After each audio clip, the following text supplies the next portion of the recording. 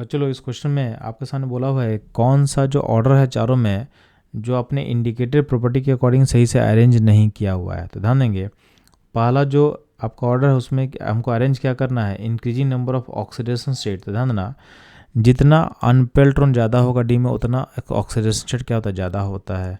तो आपको पता है कि एम का जो ऑक्सीडेशन स्टेट है +2 से +7 तक वैरी करता है, तो ये सबसे हाईएस्ट होगा। फिर क्रोमियम होगा, फिर वैंडियम होगा, फिर टाइटेनियम होगा। तो बेसिकली जो प्रॉपर्टी है ये नंबर ऑफ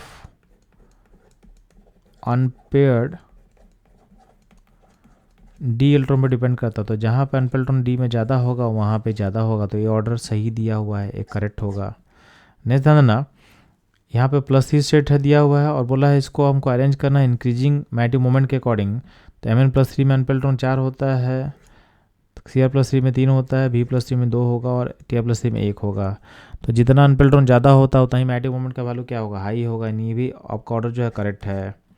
नहीं देंगे ध्यान से, तो अगला ऑर्डर है मेल्टिंग पॉइंट का इंक्रीजिंग ऑर्डर। तो ध्यान देंगे, आपके सामने मैं चलता हूँ एनसीईआरटी टेल पे, तो यहाँ पे इंथैल्पी ऑफ फ्यूजन दिया हुआ है, एटमाइजेशन दिया हुआ है, इसको आप फ्यूजन भी बोल सकते हो, इसे लिंक कर सकते हो आप। तो ध्यान देंगे, इंथैल्पी ऑफ एटमाइजेशन का जो ट्रेंड आप देखोगे तो उसमें ध्यान ना, Mn का जो एटमाइजेशन वैल्यू होता है वो कम होता है क्रोमियम से और आसपास से कम होता है।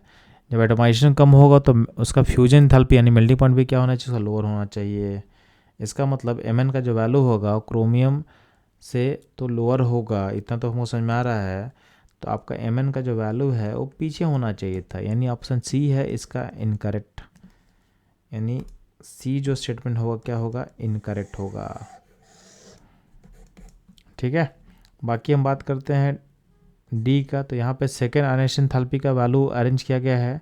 तो आपको पता है कि पहला इलेक्ट्रॉन निकालने के बाद क्रोमियम D5 स्टेट पहुँच चुका है, तो इसलिए इसका जो आयनाइजेशन एंथैल्पी का वैल्यू होता है वो Mn को क्रॉस कर जाता है, Mn को क्रॉस कर जाता है। लॉजिकली होना क्या चाहिए था, Mn का हाई होना चाहिए था क्रोमियम से, क्योंकि दोनों एक ही पेड़ का एलिमेंट है, बट चूंकि Mn D5 यानी अपने हाफ फील्ड स्टेबिलिटी को पहुंच चुका है, इसलिए उसका जो वैल्यू है Mn को क्रॉस करता है। तो ये आंसर क्या होगा, यानी डी ऑप्शन जो होगा, डी ऑप्शन भी सही होगा। तो यानी अल्टीमेटली कौन सा स्टेटमेंट इनकरेक्ट हुआ, ऑप्शन सी वाला। अगर आप डी को चेक करना चाहते हो तो डी का जो वैल्यू भी आपको मिल सकता है। तो यहाँ देखना सेकेंड आंसर का वैल्यू लिखा हुआ है यहाँ पे, तो आप देखोगे क्रोमियम का जो वैल्यू है वो Mn को क्रॉस कर गया यहाँ पे। तो ये था इस क्वेश्चन का एनालिसिस। मूव करता हूँ नेक्स्ट क्वेश्चन पे।